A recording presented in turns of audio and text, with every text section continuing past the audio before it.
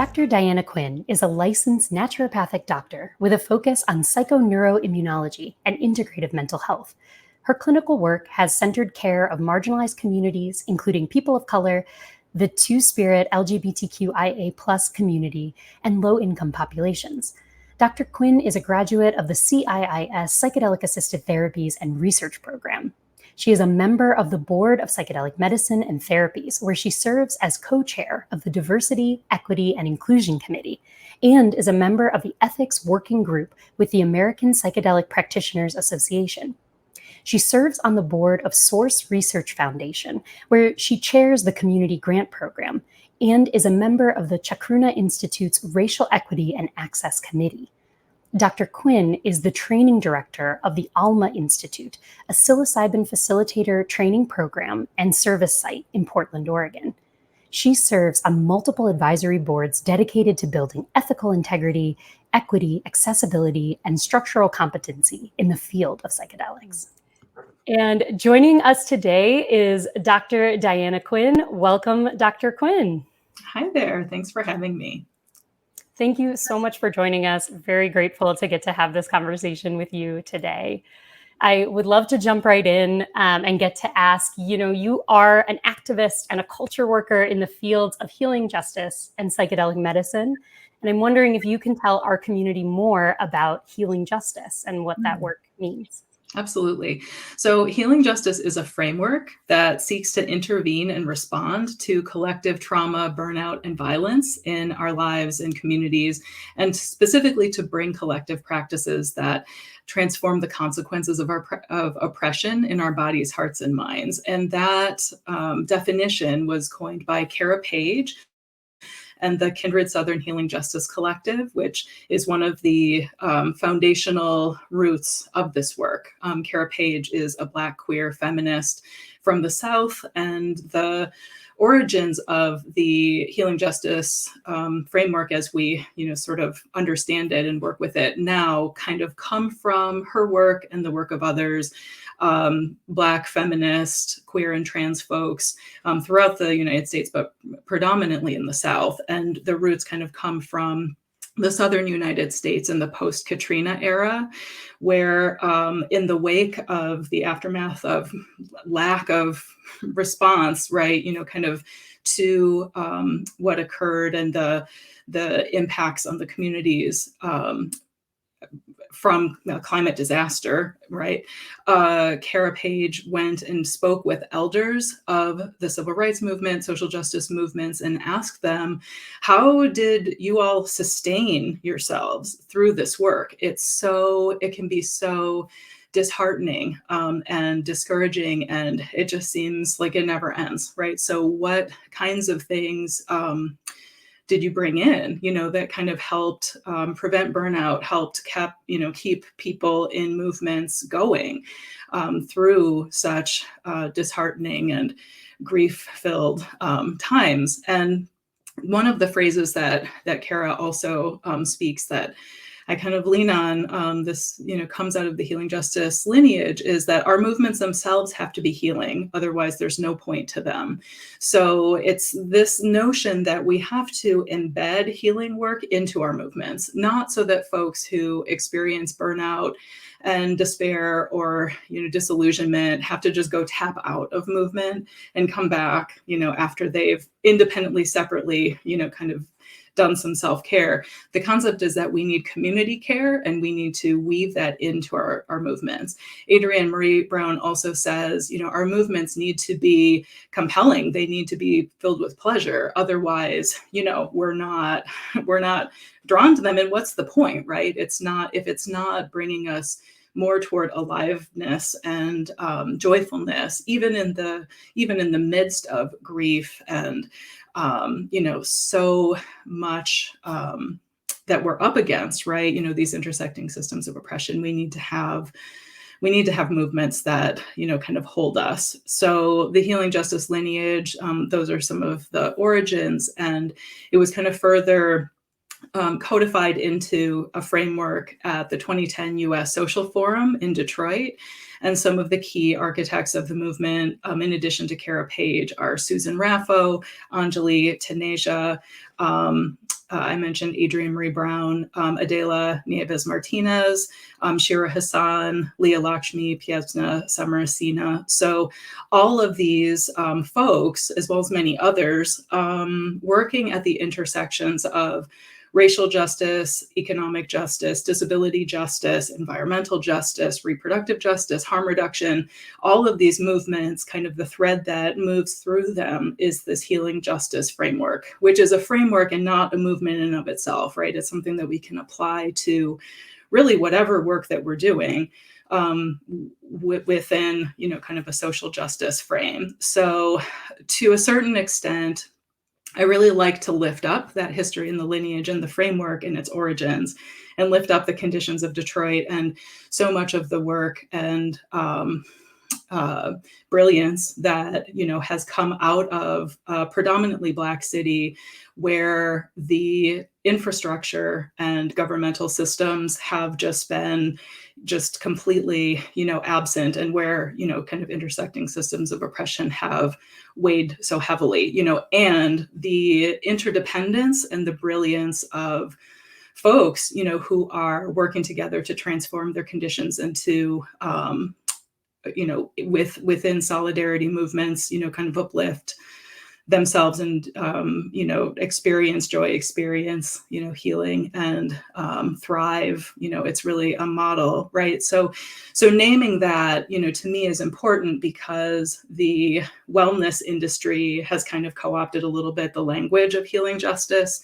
And we can kind of tend to, put that label onto a lot of things within, kind of like the holistic healing space, which in and of themselves can sometimes be reproducing systems of oppression within a capitalist model, within an ableist model, and so on, as being part of, the holistic health branch of the medical industrial complex.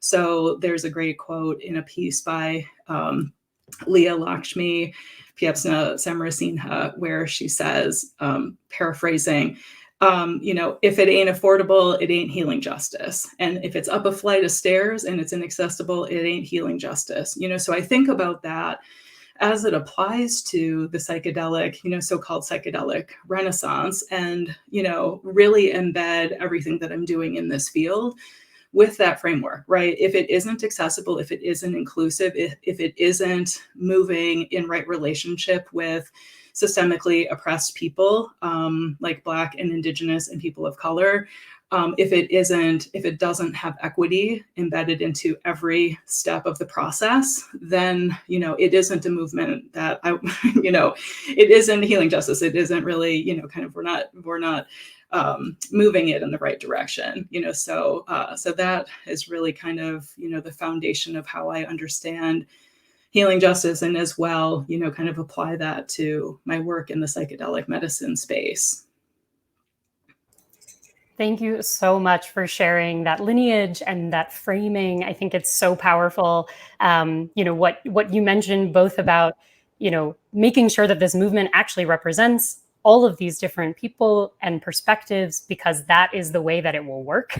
That is the way that it will have true values embodied in it. But also this aspect of joy, and the joy that comes from healing and liberation, the pleasure activism, Adrienne Marie Brown that you mentioned. I feel like there's so much beauty that comes when someone is held holistically, completely in their identity, and when Black, Indigenous, people of color, queer folks, disabled folks are the ones leading the movement. We really get something that could not be created by mainstream kind of white supremacist, paternalistic values washing that seems to happen a lot of the time in the field. So I would love to get to ask you about that. Psychedelic medicine is both this rapidly mainstreaming field that is reproducing a lot of the same injustices as the existing systems that we have. It's also a place that is seeing an embrace of healing, a reimagining of equity, and an uplifting of the sovereignty of Indigenous people and people of the global majority. And I wonder how or where in psychedelic medicine you're seeing this work of weaving together social justice and decolonization. Who is doing this well? What models should we be looking to? That's a great question. Yeah, I think, you really kind of hit the nail on the head that, it's a space where, there's both great opportunity for, transformation and healing, and at the same time, inevitably reproducing a lot of these systems of injustice. So, and I think that that piece about, reproducing inequitable systems largely happens because we bring it with us, right? No matter who we are embedded with these, we're indoctrinated with these cultural values and these teachings, and it takes a tremendous amount of work often to identify and unlearn those. And really, one of the definitions of privilege is to just be unaware, right, of how we ourselves are moving in a way that, whether it's intentional or unintentional, is reproducing those systems.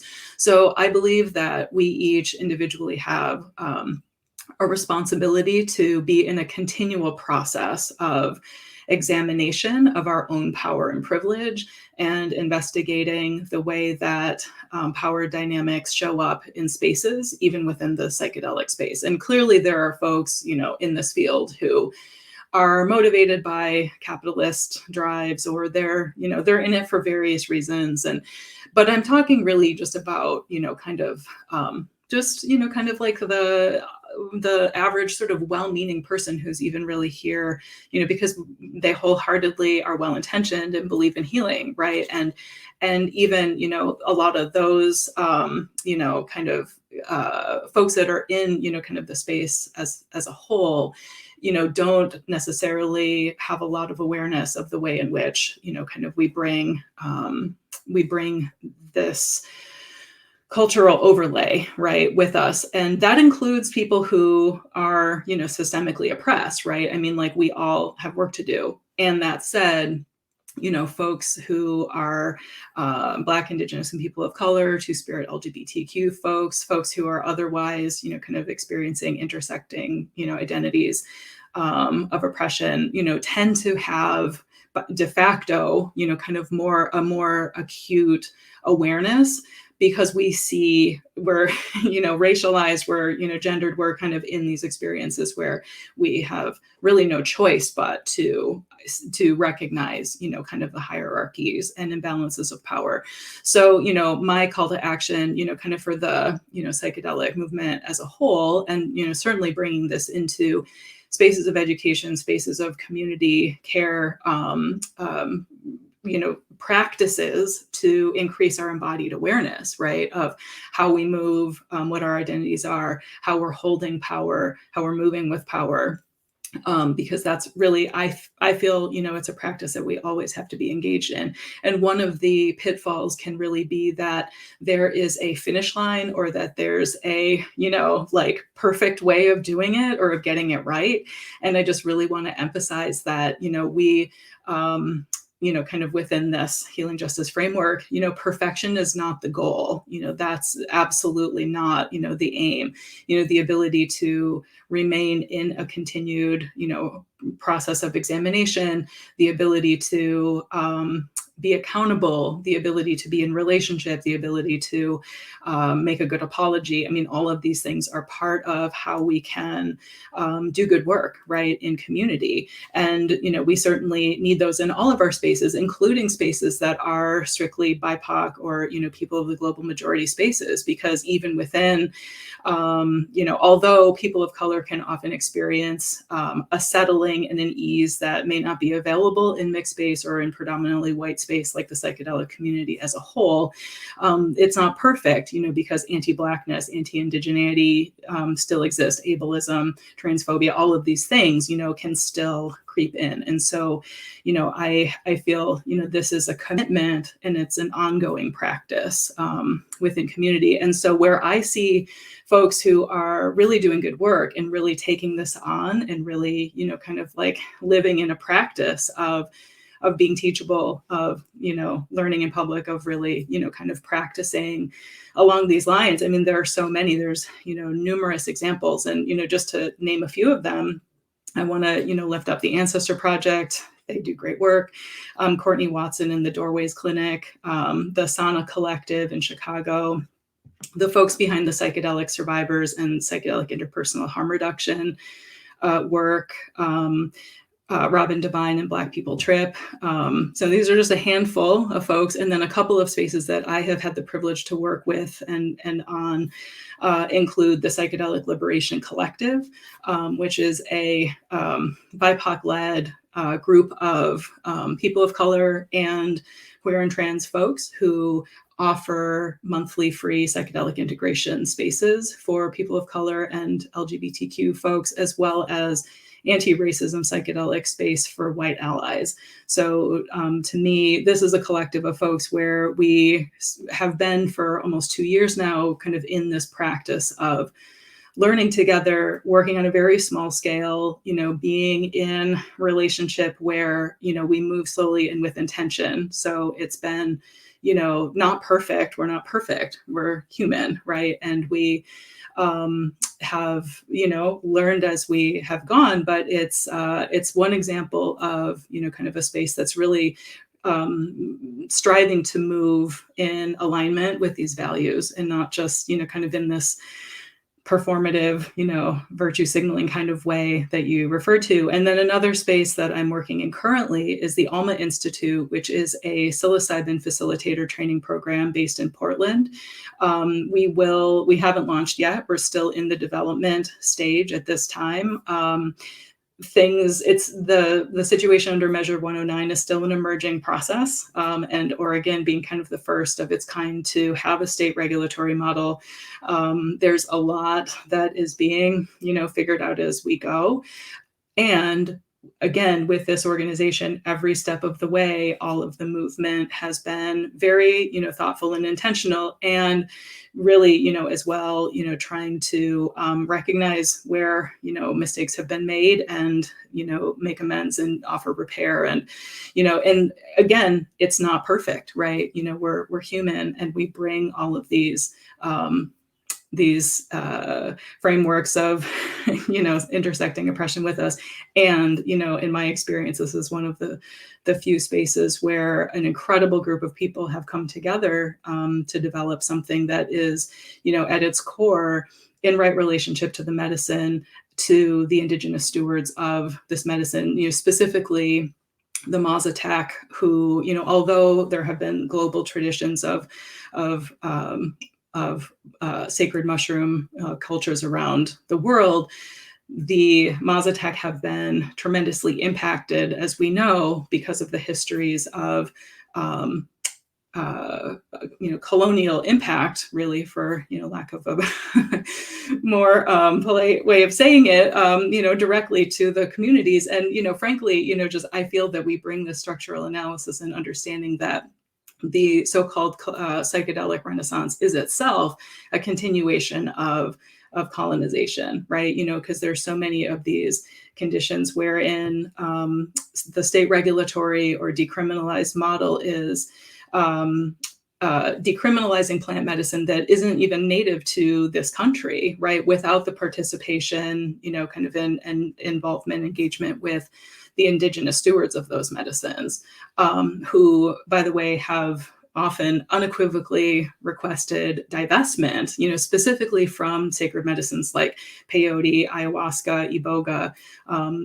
So I think they're really, my view is we need kind of a wider reckoning, and where we are seeing that in these spaces, it is really refreshing and encouraging. So as for, the term decolonization, I think that's a tricky word to apply to psychedelic medicine or, psychedelic healing for those reasons. And because also to me, decolonization first means land back, right?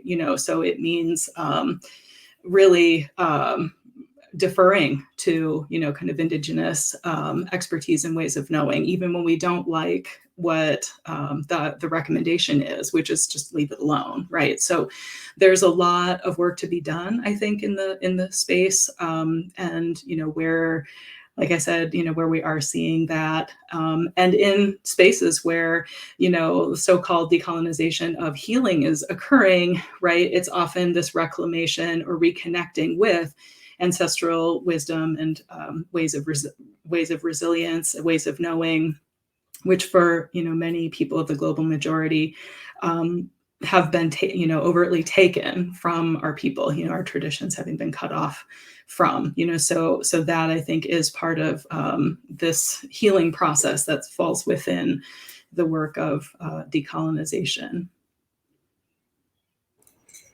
Thank you so much for lifting that up. I think, there's a lot of, maybe I can use the term near enemies in this work, values that can kind of make us think we're doing the right thing, but it's actually, being in right relationship, being inauthentic, and not always stepping into a kind of a more grounded, rooted, and less, actually elevating the voices of folks who should be at the center of these conversations, when it's very easy to kind of, like you said, push past what Indigenous communities are asking for in the name of decriminalization, instead of slowing down and saying, why don't we actually respect the leadership of these communities and see how they would like this policy to be set? And if they're saying, please exclude these medicines, please protect our right to use our traditional medicines, our wisdom tradition, that we honor that. Mm-hmm. I'm just grateful for your insights. I want to read something that you shared on your website. You wrote, for people of the global majority who are Black, Indigenous, and people of color, historical and intergenerational trauma shape our experience, but so too does our ancestral resilience and brilliance. For marginalized people, healing, as self-defined, not as cure, is a revolutionary act, and collective care is a part of our liberation work. I'm wondering, as a practitioner yourself and in the many projects you do, what modalities do you use to heal intergenerational traumas, as well as to call on resilience, both inherited from ancestors and actively present in the communities of the global majority? Yeah, thank you. Yeah, I really think that last piece, collective care as part of our liberation work, really kind of gets to the heart of it, because I do feel like we can't heal in isolation, right? It is one of the symptoms of white supremacist colonial culture is this hyper individualism. And even a lot of the way that the psychedelic movement has progressed has really kind of been structured around individual care, certainly within the medicalization model, like individual healing, deep work for individuals. And while many times there absolutely is, tremendous value in that, of course, I think that we're remiss to not bring it back, to also collective care, community care, and communities healing together. And I think that is something that for certainly many people within the global majority, people of color, Black, Indigenous, POC, that is kind of, there's a very strong, kind of collective memory and inclination toward that work, toward, community-based healing. And I do believe that, one of the modalities and, kind of technologies that we are, and this is certainly within the healing justice framework, in a practice of reclaiming is the healing circle, or the, community circle, as a technology for healing the individual as well as the whole. So certainly that we can see, kind of at play with community-based entheogenic, healing, but also just beyond that. I mean, I think of ceremony of all kinds, even, not specifically Indigenous ceremony, but just, ceremonial space, the use of ritual, the use of song, of movement, of rhythm, of, the drum, the rattle, these are ancient technologies, ancient modalities for healing that we all know, right? We all carry, I think, in our bodies. So those for me are, some of the most powerful modalities that I use. And for myself, just on a very personal level, my relationship to those modalities has been, a very, very personal one of reclamation of culture loss and healing the impacts of colonization as a mestiza, and, kind of healing some of the effects of colonization through forced assimilation, while at the same time recognizing my privilege and working to dismantle internalized aspects of white supremacy, and white adjacency as a mestiza person, because this is a system that also has been used to kind of create a class that was designed to oppress Indigenous and Black people in Mexico. So, holding all of those realities while, kind of forging a connection and a relationship with some of the healing traditions of my ancestral homeland, and certainly methods of healing within curanderismo, which has been a really personally powerful pathway for me, has been really significant. And then I think about other ways that this has occurred in non kind of strictly cultural spaces, but within healing justice space inside movement. And I think of healing rituals. I think of grief rituals that we've held within the Allied Media Conference, for example, these last couple of years. I think of, my friend Oceana Sawyer, who runs a Black, Indigenous, and people of color death cafe, kind of processing, holding space for grief, holding space for loss, right? I think the absence of spaces to, and the kind of severance of our, kind of cultural ways of handling grief, handling loss, are as impactful as those that separate us from our joy.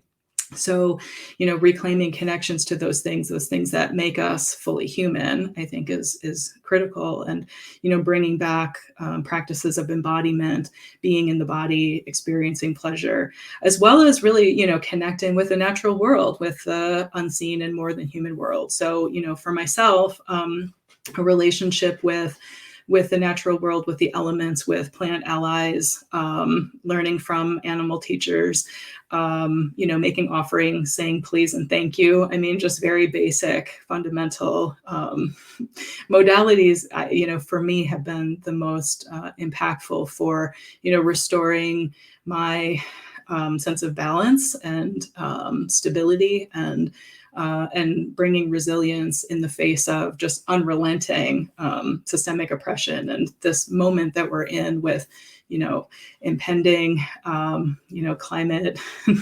disaster, and, kind of like furthering fascist, authoritarian governance, and just all of the things, and still being within a global pandemic. I think these practices that our people have always used, right, have always relied on magic, have always relied on ritual and ceremony to get us through. I mean, those for me are the most powerful.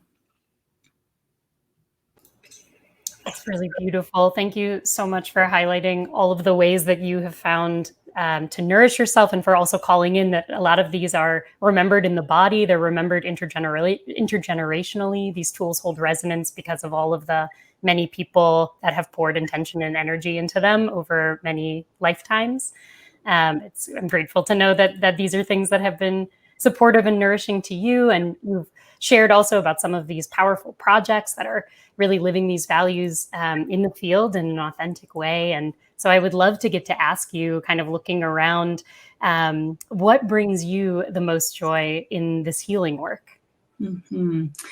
Yeah, I mean, I feel that restoring connection is at the heart of it. Restoring relationship is at the heart of it. And I feel like we inherently experience joy when we are in relationship. I mean, I feel, I had a teaching given to me at one time that all wounds are the same wound, right? The wound of separation, which ultimately the foundational wound being, kind of separation from the divine, from the natural world, and then separation from each other, the belief that we are not that we are separate, that we are individuals rather than being this interdependent, single living organism. And that's not this sort of spiritual bypass of like, we're all one, so like, let's pretend that we're not different. It's a different, kind of experience of relationality, right? That I think that we human beings, knew for millennia.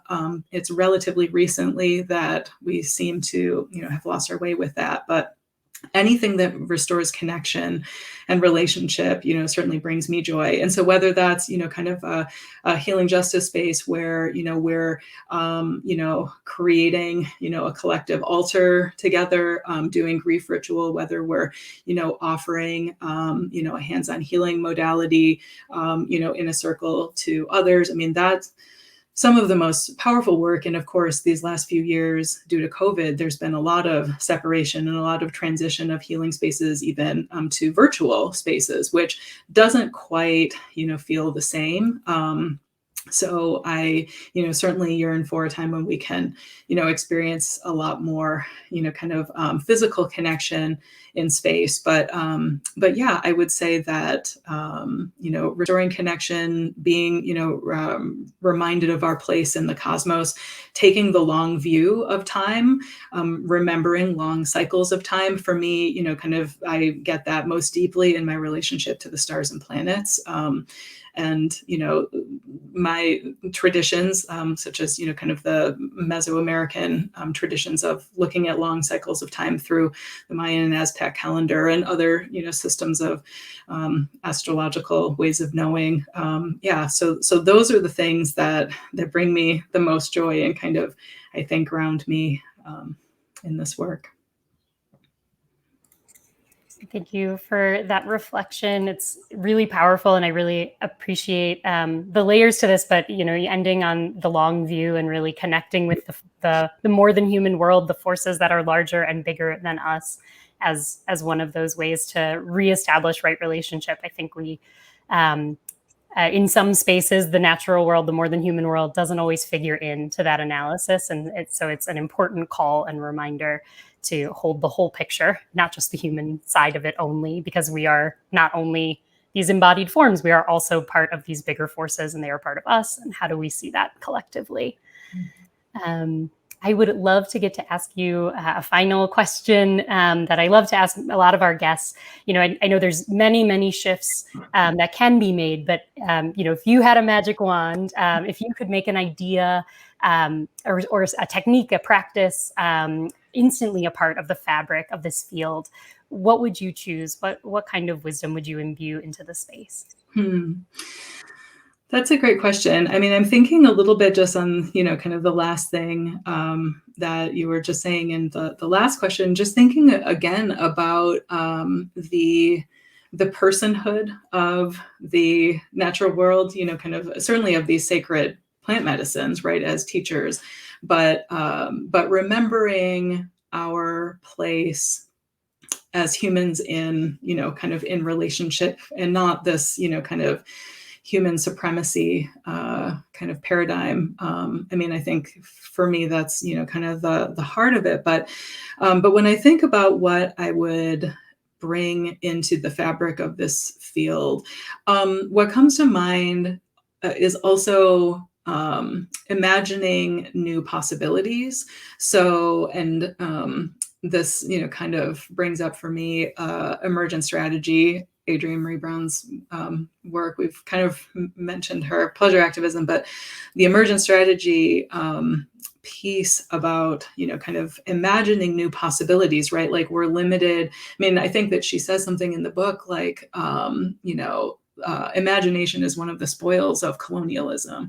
And it's like we can only conceive of putting psychedelic medicine within these existing frameworks, like the medical industrial complex, or the psychedelic mainstreaming process, which is existing within the set and setting of kind of these colonial matrices of power. So, kind of imagining outside of these, kind of legal constructs, or, kind of punitive, legal or medical, constructs, and imagining possibilities for community-based modes of being in relationship, imagining local and place-based frameworks of, community holding of this work and, these ways of healing, and imagining abolitionist systems of accountability and repair, imagining communities of care wherein, the psychedelic piece is really only one of a whole vast,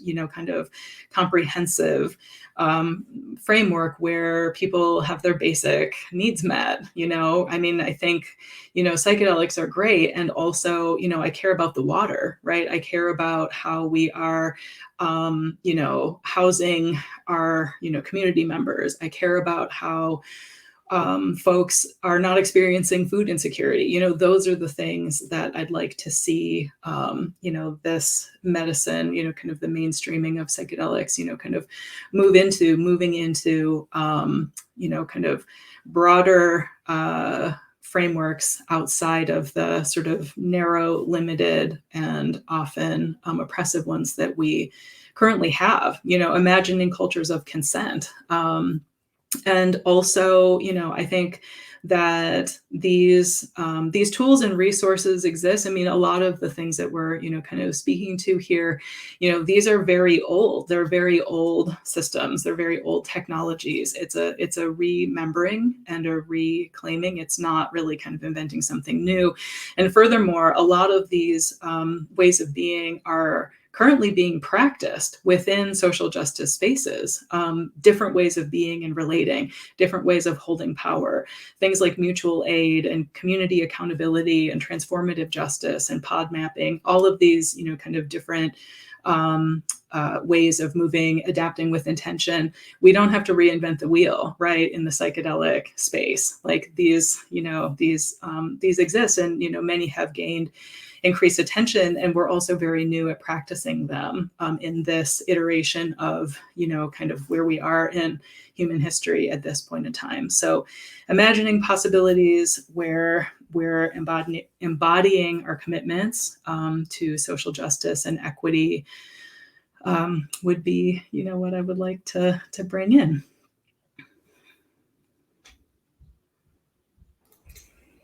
Thank you so much for these incredible insights. I am grateful that not only does this vision exist, but that you are building the foundations of it with so many other people and in lineages with so many wisdom keepers. And I'm very grateful for your voice and leadership in the field. I am sure many people in our community would love to connect with you. I'm just going to put up this website, almatraining.org, and ask if you have any recommendations if people want to reach out to you, to learn more, to connect with you. Sure. Yeah. So I can be reached at diana@almatraining.org. I can also be found through my website, thresholdmedicine.com, and where I have some recorded informational lectures, webinars, as well as some writing. I am currently working on a number of projects in addition to the Alma Training, working at the sort of policy level with the Board of Psychedelic Medicines and Therapies, as well as with the Association of Psychedelic Practitioners, American Psychedelic Practitioners Association, APA. Can be reached, through any number of channels to discuss education and policy around bringing equity into psychedelic medicine.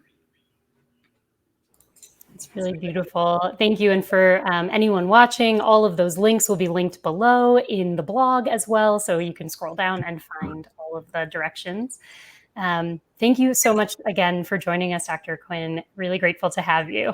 Thank you for having me.